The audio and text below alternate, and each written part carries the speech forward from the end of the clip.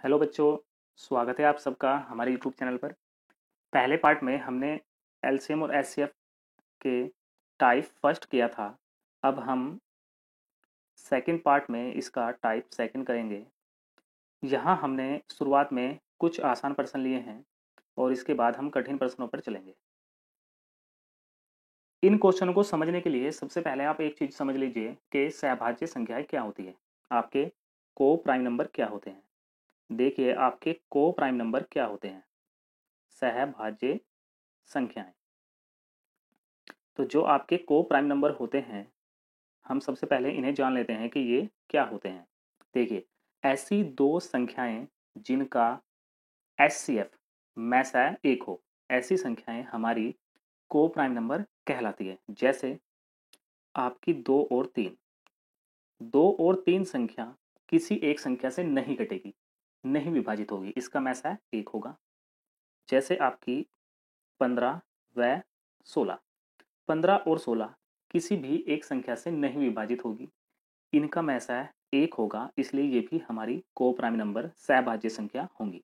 जैसे 20 व 21, 20 और 21 भी हमारी ऐसी संख्याएं हैं जो किसी एक संख्या से नहीं विभाजित होंगी, तो ये भी हमारी सहभाज्य संख्या होंगी, को प्राइम नंबर होंगी। तो ऐसे क्वेश्चन में आपको को प्राइम नंबर सहभाज्य संख्याओं के जोड़े बनाने हैं। चलिए देखते हैं। दो संख्याओं का मैसा व लसा क्रमशः 12 तथा 924 है, तो इस तरह की संख्याओं के कितने संभावित जोड़े होंगे। इस प्रश्न को करने के लिए सबसे पहले हम 924 को 12 से डिवाइड कर देंगे। तो अगर ये 12 से डिवाइड कर देंगे तो ये बनेगा हमारा 12 सते 84 बचे 8, 12 सते 84 यानी कि 77। अब हमें 77 के ऐसे दो फैक्टर करने हैं जिनकी गुणा करने पर 77 आए, परंतु वो सहभाज्य संख्याएं हो, मतलब को प्राइम नंबर हो। तो ऐसी दो संख्याएं देखते हैं जिनकी गुणा करने पर 77 आए, लेकिन वो संख्याएं किसी भी एक संख्या से ना विभाजित हो। तो ऐसी संख्याएं होंगी, पहली संख्या होंगी 1 गुणा 77। तो पहला हमारा जो संभावित जोड़ा होगा वो 1 और 77 होगा। दूसरा होगा हमारा 7 गुणा 11। तो दूसरा संभावित जोड़ा होगा 7 और 11 का। अन्य कोई भी ऐसा जोड़ा नहीं बनता है 77 का जिनका मैसा एक हो, तो इसलिए इसका आंसर होगा आपका 2। चलिए नेक्स्ट प्रश्न देखते हैं।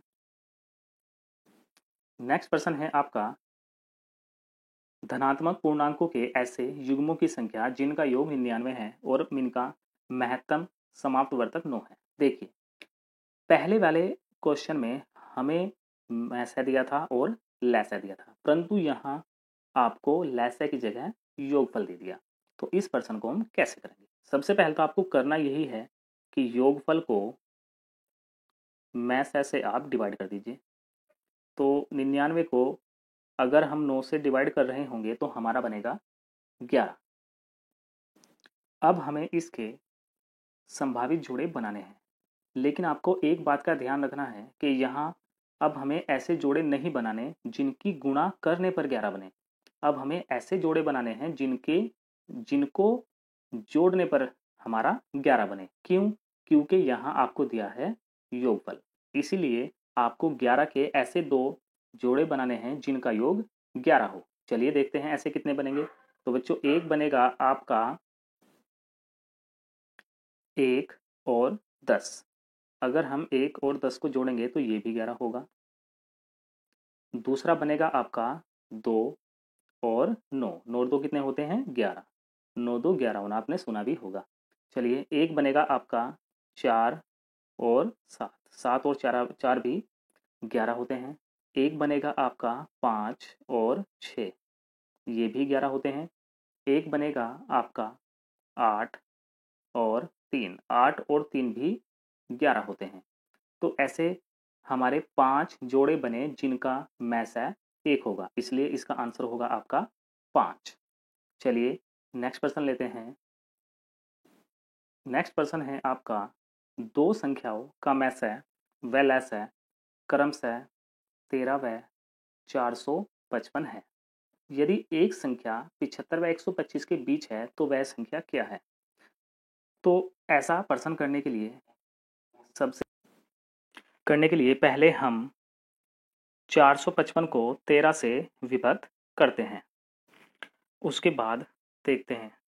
तो पहले हम 455 को अगर 13 से विभक्त करेंगे तो हमारे बनेगा 13 तिया 39 और 13 पंजे 65, तो ये हमारा बनेगा 35। अब 35 के हमें दो सहभाज्य टुकड़े करने हैं, जो मैंने आपको अभी समझाए हैं। तो 35 के दो सहभाज्य टुकड़े करेंगे तो एक टुकड़ा हमारा बनेगा 1 गुणा 35 और दूसरा टुकड़ा हमारा बनेगा 5 गुणा 7।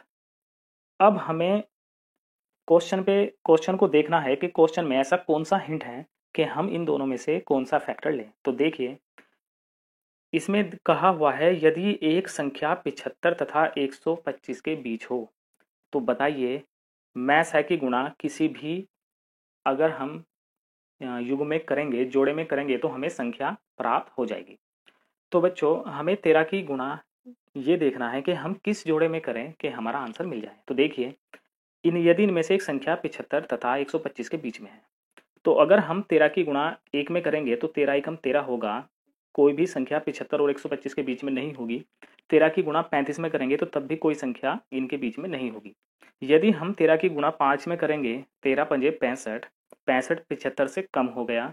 लेकिन अगर हम 13 की गुणा 7 में करेंगे, 7 गुणा 13, तो 13 सत्ते कितना होता है? 91।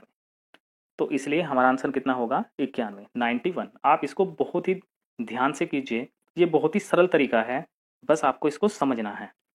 तो एक बार और समझ लीजिए, 13 से पहले हम 455 को भाग करेंगे और फिर 35 के ऐसे दो फैक्टर करेंगे जो सहभाज्य संख्याओं में है, और देखेंगे कि कौन सा ऐसा हमारा युग्म होगा, जोड़ा होगा जो हमारे काम का है। वो हमें पता लगेगा अपना क्वेश्चन देखने के बाद। चलिए नेक्स्ट प्रश्न देखते हैं।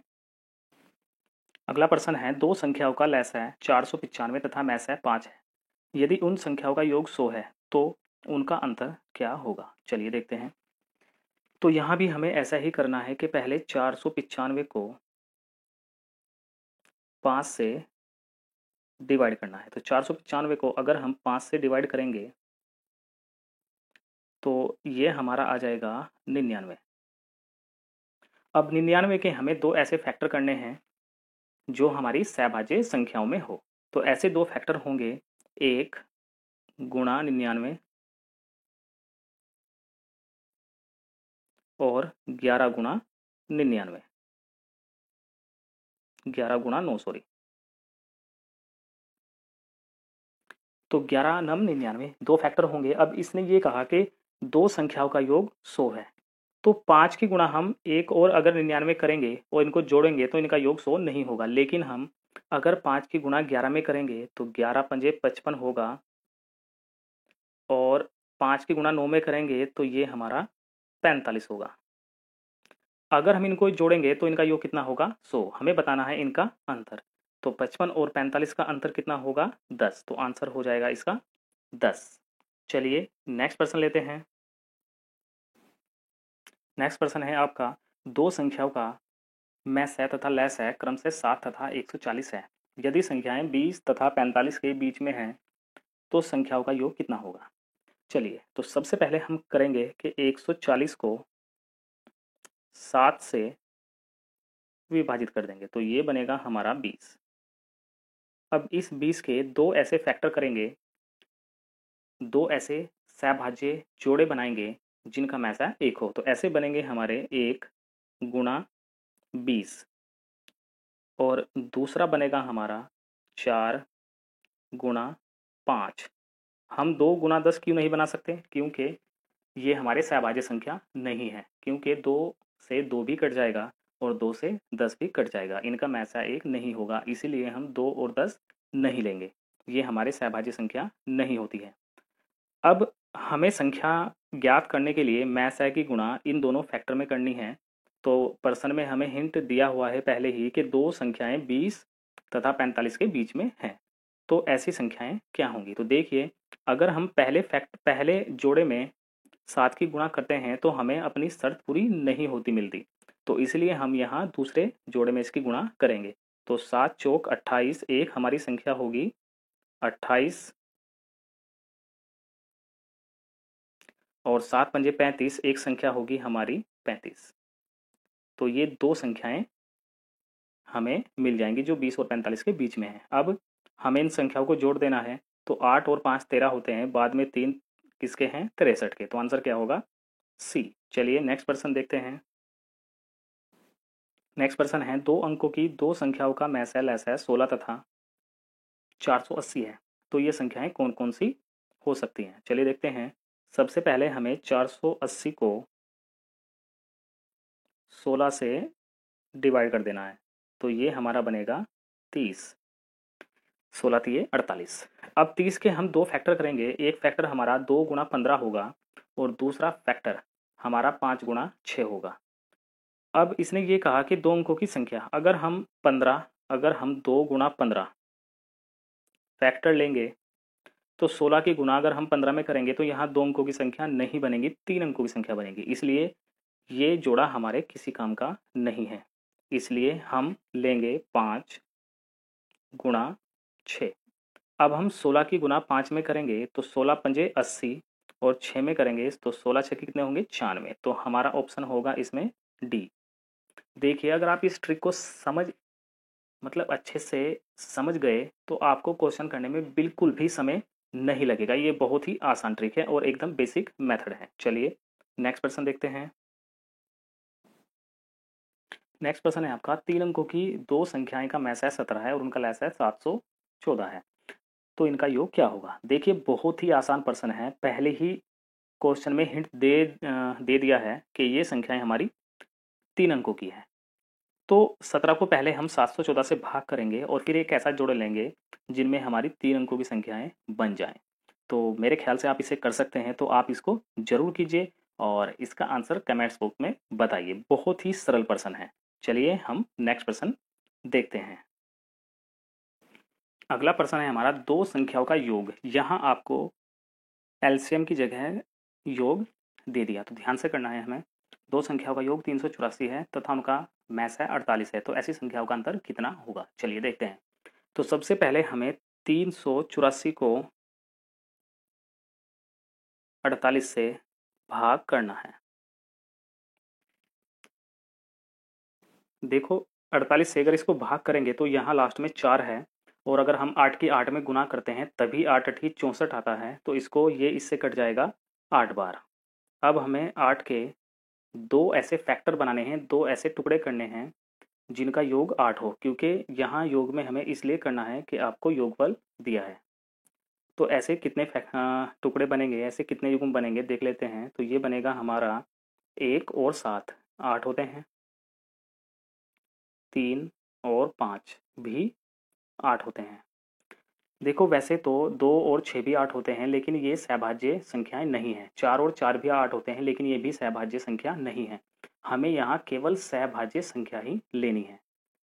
वीडियो शुरू करने से पहले मैंने आपको सहभाज्य संख्या के बारे में बता दिया था। चलिए अब हम देखते हैं कि किस संख्या से, किस फैक्टर से हमारा आंसर आ जाएगा।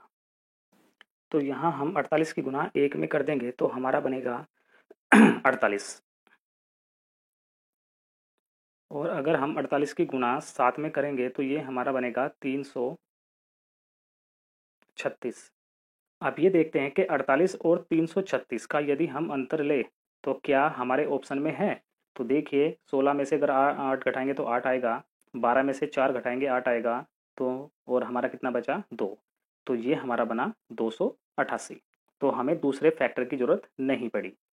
तो आपको इस तरह से ये क्वेश्चन करने हैं। आइए अगला प्रश्न देख। अगला प्रश्न है हमारा, दो संख्याओं का अनुपात 3:4 है। यदि उनका मैसा 4 है तो उनका लैसा कितना होगा? देखिए, आपको अगर ये प्रश्न करना है, इसका अगर आपको संख्या ज्ञात करनी है तो आप क्या करेंगे?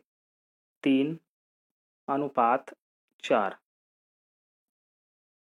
3:4 लेंगे और मैसा की गुणा इनमें कर देंगे तो ये हो जाएगा 4 तिये 12 और 4 चौक 16। हमारी संख्या कितनी बनी? 16। और इनका जो लैसा होगा, एलसीएम होगा, वो कितना होगा? वो होगा आपका 48। तो आंसर होगा 48। लेकिन आप इसको और भी शॉर्ट तरीके से कर सकते हैं। आपको करना ये है कि जो भी इनका अनुपात है 3 गुणा 3:4, आप उनकी गुणा कर दीजिए और जो भी मैसा दिया हो उनकी गुणा कर दीजिए। इन सभी की गुणा करेंगे तो तब भी हमारा आंसर आ जाएगा। चलिए नेक्स्ट प्रश्न देखते हैं। दो संख्याएं 3:4 के अनुपात में हैं, यदि इनका लेस है 240 है तो इनमें छोटी संख्या क्या है। देखिए, अगर आपको छोटी संख्या ज्ञात करनी है तो आप 240 को बड़े अनुपात से भाग कर दीजिए। बड़ा अनुपात कितना है आपका 4। तो 4 से भाग करेंगे तो 4 6 की 24, तो हमारा कितना बनेगा 60। तो आपकी छोटी संख्या होगी 60। यदि आपको बड़ी संख्या ज्ञात करनी है तो आप छोटे अनुपात से भाग कर दीजिए। चलिए नेक्स्ट प्रश्न देखते हैं। तीन संख्याएं 2:3:4 के अनुपात में हैं, यदि इनका लेस है 240 है तो तीनों संख्या में सबसे छोटी संख्या क्या है। तो ये भी वही क्वेश्चन है। आप 240 को 4 से डिवाइड करेंगे तो छोटी संख्या मिल जाएंगी। अगर हमें बड़ी संख्या प्राप्त करनी हो तो आप 240 को सबसे छोटी संख्या से भाग दीजिए, यानी कि ये हमारा आ जाएगा 120। तो बड़ी संख्या यहाँ होगी 120।